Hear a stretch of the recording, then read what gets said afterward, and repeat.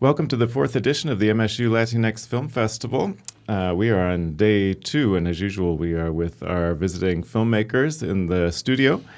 After a great opening night, we're looking forward to 3 more action-packed days. We've got 12 feature films. We've got 2 big concerts this weekend. We'll be in Lansing on the weekend, as usual, wrapping up at Celebration Cinema after a day at the Robin Theater. Today, we will be at the MSU Library and the MSU Broad Museum. These are 2 of the units on campus that we've collaborated with from the beginning, and we're so excited to be back once again. Today we're going to talk with Dalina Perdomo Álvarez, who's an assistant curator at the MSU Broad Art Museum, as well as Pedro Ivan Bonilla, who's the director of Rito de Paso, the feature film that we'll be screening there this evening, and Rhett García, who's a producer on the film and also the manager of La 18, or the LA18, audiovisual unit at the Contemporary Art Museum of Puerto Rico. Thank you so much for being with us. Thank you. I have an opening question for both Pedro and Rhett. How did you get into filmmaking? Okay. I'm speaking Spanish. Vale, adelante. Okay. Bueno, soy puertorriqueño y desde bien joven comencé en la formación del teatro de calle, sí, con una profesora que se llama Maritza Pérez, y eso me lleva a audicionar en cine, teatro, comerciales, así que me convertí como en un actor joven en ese momento, y por primera vez vi a un director cubano trabajar en Puerto Rico que se llama Enrique Pineda, que ya no está con nosotros. Y verlo a él trabajar junto a los directores de fotografía, sonido, ambientación, props, todo ese tipo de armamento que se hace en una película, una gran película. Verlo yo de ser chamaco joven, ambicioso, observador, yo creo que eso me encaminó directamente al tras escena, no solamente como joven actor, sino como fotógrafo, producir proyectos, y con un marco de una gente que en ese momento lo estaba haciendo sumamente apasionadamente. Así que eso yo creo que fue el primer clic. Mm-hmm. Muy bien. Fred. Hi to everybody, saludos a todos acá en Michigan State University. Comencé también en el área de teatro. Comencé trabajando en la parte de iluminación, la parte de tramoya. Ahí fui entendiendo la iluminación, no solamente en el teatro, sino en la fotografía. Un poco más adelante nos fuimos a estudiar a Buenos Aires, Pedro Iván también. Estudiamos en una escuela del sindicato de la industria cinematográfica de Argentina, ya tratando de buscar un poco más la luz. Así que básicamente en el proceso fuimos entendiendo un poco la iluminación y con el proceso de poder trabajar los propios proyectos y contar sus propias historias. Qué bien, qué bien.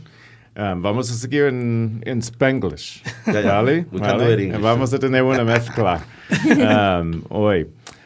So, what would you say, both Rhett and Pedro, what's the importance of film festivals like this one, whether they're on a university campus or Latino festivals throughout the United States and Puerto Rico and Latin America? Why are they so important? Thank you. It's not just what is important to be in a film festival. It's the opportunity to show features, to show the stories of communities, and to meet people that want to tell stories. So for me, it's very important because we are Caribbean, we are Latinos, and now it's a very important moment here in the States. So to be here and to be in the 4th year of the festival is a very grateful opportunity, not just to know people, not just to visit the town, is to know what the other cinematographers tell in the stories and what we want to tell. And for the documentary, I think that the important thing is not tell your story, is help tell the story of the characters that are in the communities. And going back to the question about what is important to be in a festival, I think that the festivals is the place and the opportunity to show your screens. If you do your movie, you have one problem, is that you need to work hard to put it in the theaters, and if you don't get to a theater, you need to project it yourself in the communities. That is what we do in Puerto Rico. We go around showing your movie because you want to show it, but the festivals are the key of showing the stories to other people. I think that is it. Yo creo que es importante contar nuestras historias. Sabemos que las historias son infinitas y quizás en República Dominicana, como en Michigan, podemos tener historias similares. Pero como esa historia que uno agarra un círculo le puede dar diferentes perspectivas a ese punto de vista. Claro. Entonces, quizás ver películas que dialoguen o que tengan que ver con el tema, la problemática, la situación política, social, cómo ese filmmaker lo aborda. Y podemos tener cosas en común, podemos tener cosas muchas que van a la par con tu trabajo, pero él lo hizo desde este lugar, yo lo hice desde este otro lugar. Y eso es inspirador, eso es ver cómo nuestras historias pueden tener muchos vértices dentro de un círculo, ¿verdad? Yo creo que por ahí va la cosa. Yeah. Out of curiosity, Rito de Paso, has that played in a commercial cinema in Puerto Rico or elsewhere? No, Rito de Paso is a commission of the Museum of Contemporary Art. The Museum of Contemporary Art for Puerto Rico have different programs. It's not only the audiovisual program, it's the education program, the exhibition program, and we have a very special program that is called MAC en el Barrio. That is the program that goes out of the walls of the museum.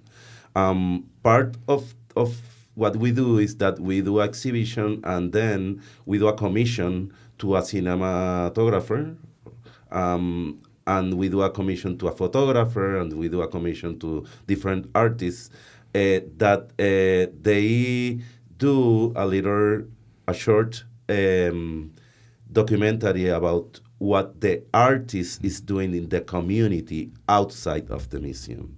So it's not just the commission of the artist, it's the commission of all the different artists that we're going to have the performance, we're going to have the pictures, we're going to have the podcast, and we're going to have the movie.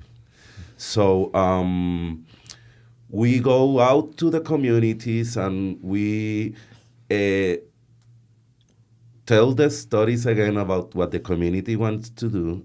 And Rito de Paso is a story of a community that lost a school in Puerto Rico. The government closed more than 400 schools. So this school is in the middle of Rio Piedras, that is the university campus in Puerto Rico.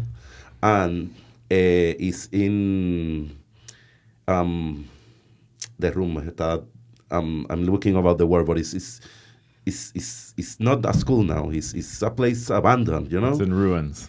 So this artist that is called Helen Ceballos do a performer in the place. So she took the place. She do not just a scenic art thing inside the school. She go out and perform in the streets. She go out and invite the people going inside the school. And that's how we start this documentary. That is a really, really good piece of a place abandoned and how the community can get it back. Yeah. No, it's a beautiful film and a powerful performance. I wish I had the opportunity to see it in person. And we're grateful to Dalina for programming this film. Dalina, you could have programmed anything, basically, at free reign. So could you tell us just a little bit about what the Broad Underground series is and why this was a good fit with that program, and what interested you particularly about Rito de Paso and what's happening at the Contemporary Art Museum in Puerto Rico? How did you find out about this project? Tell us the story. Yeah, sure. So Broad Underground is an ongoing collaboration, kind of film series, screening series with the MSU Film Studies program. And it started in 2015. For context, the museum opened in 2012. So this is a very, one of its first collaborations and series. And so we just celebrated 10 years of Broad Underground. And one of the questions we get a lot is what is underground, right? Because it's Broad Underground Film Series. The full name is Underground Film. We just call it Broad Underground, right? But so I mean, I think there are particular definitions of underground. I think the way that we approach it is anything that is not commercially distributed. And because we're at a museum, it tends to lean towards video art, experimental film, but also new media and performance. And so I've been kind of exploring that question of what is underground and what it means and how we can answer it. And after its 10-year anniversary, I just think it's a good time to explore what that means and what we're going to do for the next 10 years.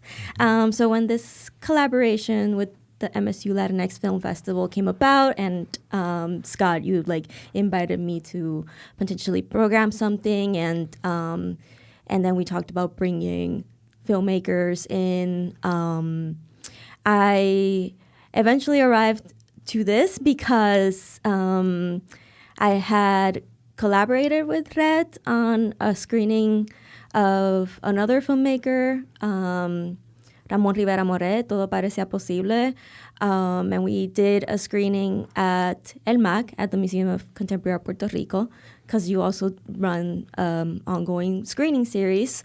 So we did it in the courtyard. We had that screening, and so we just been well, let's continue collaborating, right? And so I was okay, now it's time to maybe bring you to our screening series at the museum. So there was that, and so I already had that kind of kernel, but also I really liked what the Museum of Contemporary Art in Puerto Rico does with the audiovisual unit. I think that's pretty unique. There's a lot of museums have either film departments or film collections, and there's many ways to approach it. But I think this is the museum is no, we produce film, we collect film and video art, we screen it.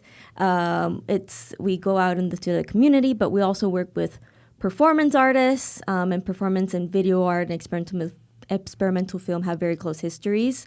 But also you archive events, and the audiovisual unit does so much. It's so interesting that I just thought that not only was this documentary by Pedro just great because it's a performance art piece at a museum, and you also are going to be showing some video art pieces that you've collaborated with artists to produce, which I just think is perfect for Broad Underground and for the museum, but also just a chance to bring not only the director, Pedro Ivan, but also Rhett as the producer, but also manager of the audiovisual unit of the museum, to talk about what that means. What is that? How can other museums do something like this? I think it's such a interesting, just kind of, what's the word I'm looking for? Just an approach and formula, I guess, or an example for other museums. So that's why I brought them in, yeah. Definitely. I had no idea that the audiovisual unit existed. I'm not familiar with the museum, but when I took a look at it, it looks very, very cutting edge, very innovative initiative that you have going there that could be replicated here. That would be great. Yeah. And we're not just the audiovisual unit. We are transcending to a social enterprise. And I've been in the museum for 5 years, and we have now we construct a studio, so we're gonna be the first museum with a recording studio, not just for video photographers. We already do podcasts, and we can record podcasts in the field, not just in a studio. So it's an opportunity not just to give more production value to the production of the museum. It's an opportunity to help the community, to teach them how to do things, not just in audiovisual, and to help them to be free of doing what they want to do, live about what the art that they want to do, and be in an economic way, health, like work with what they want to do. Pedro, Rhett told us some of the background for Rito de Paso already, but cuéntanos, ¿cómo fue el proceso? Bueno, primero, como dijo Rhett, es una comisión del museo que comenzó haciéndosele al artista del performance, Helen Ceballos, la cual lleva más de una década trabajando como artista, con diferentes propuestas, dentro de ellas el bienestar, la salud de las comunidades y el proceso, ¿verdad?, de lo que es hacer arte. Y eso que conlleva, también conlleva, obviamente, trabajar con seres humanos que trabajan, que padecen, que necesitan apoyo emocional, necesitan masaje, necesitan otras cosas que no necesariamente son lo que es un proceso de arte, ¿no? Necesitan algo antes para enfrentarse a un proceso de creación artística. Y yo creo que Helen eso lo lleva trabajando hace muchos años y es bien importante darle ese reconocimiento al artista.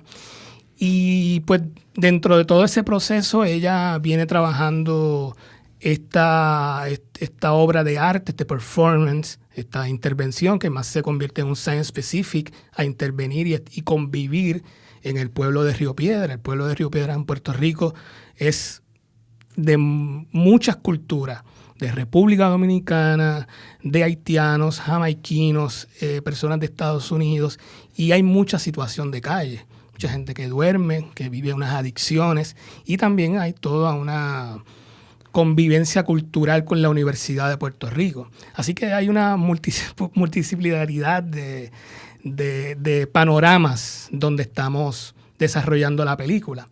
Y Rito de Paso comienza como una comisión del museo y luego se convierte también en una comisión del museo a la documentación de la obra de la artista Helen Ceballos, y se va desarrollando como una mirada mía hacia la artista y las personas que llegan, que son artistas, que comienzan los procesos de solidaridad, de ayuda en todo lo que conlleva la electricidad, el empapelamiento de los espacios, vestuarios, coordinación, o sea, todo lo que conlleva una producción de teatro.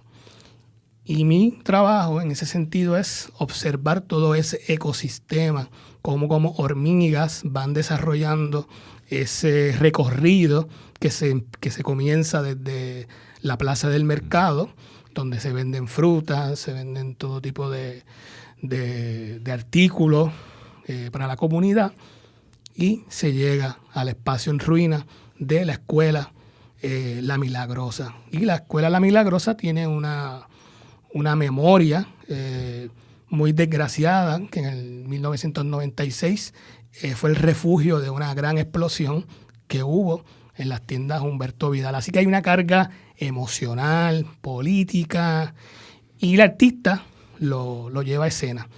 Así que el trabajo mío es convivir observativamente con la artista. Sí, y se consigue, ¿no? Porque se ve la transformación de esas ruinas, ¿no? En un no lugar en un espacio cargado de memoria, de cultura, de la vida social que se ve, esa mezcla de personas y de gente, y es muy bonito. Así que muchas gracias. Thank you so much for allowing us to screen this film here.